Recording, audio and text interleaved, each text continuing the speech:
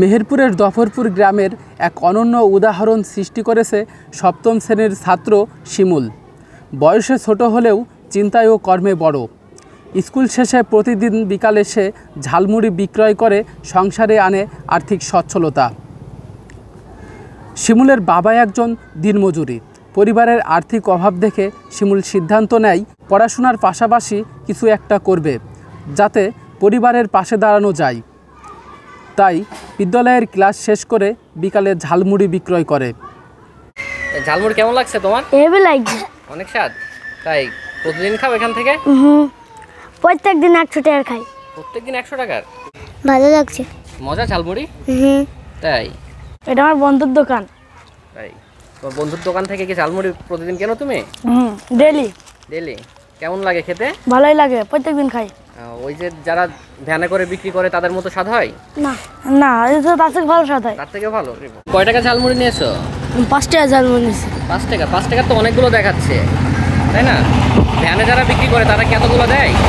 না, তারও কম দেয়। 10 টাকা নিলে এতটুকু পাইতা, তাই না? আমার নাম শিমুল, ক্লাস 7-এ পড়ি। আমি সকাল 9টার দিকে স্কুলে যাই, 4টায় এসে ব্যবসা করি। সব মিলিয়ে লাভ হয় কত টাকা তোমার? এই 200-300। তুমি কবে থেকে এই ঝালমুড়ি বিক্রি করছো? এই 2-3 মাস। ঝালমুড়ি বানানো কে শিখিয়েছে? নিজেই শিখেছে। নিজে ঝালমুড়ি বানানো শিখেছো? আচ্ছা।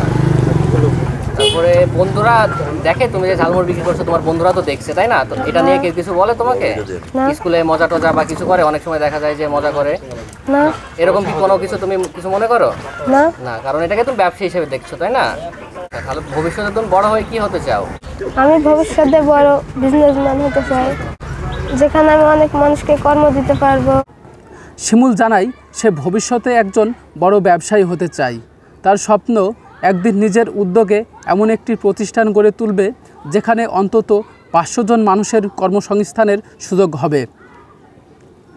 স্থানীয়রা বলেন, শিমুলের এই পরিশ্রম ও সাহসী মানসিকতা গ্রামের অন্য তরুণদেরও অনুপ্রাণিত করেছে। তারা বিশ্বাস করে, যদি এমন মানসিকতা দেশের প্রতিটি শিশুর মধ্যে গড়ে ওঠে, তাহলে খুব শীঘ্রই বাংলাদেশে গড়ে উঠবে এক নতুন প্রজন্ম, যারা হবে আত্মনির্ভরশীল ও স্বপ্নবাজ। আমার নাতি এই যে অল্প বয়সে আপনার এই যে ঝালমুড়ি বিক্রি করছে, তো আমার কারণ কি? আমার ছেলেকে অভাব শোনা, আমার ছেলের অভাব বুঝলি, ওই ছেলেকে একটু পাশাপাশি দেয়, ছেলে 150-200 লাভ হয়, ওইটা বাড়িতে সংসার চালায়। আমার ছেলে ওই ভিন গ্রামে চুল করাই দিয়েছে।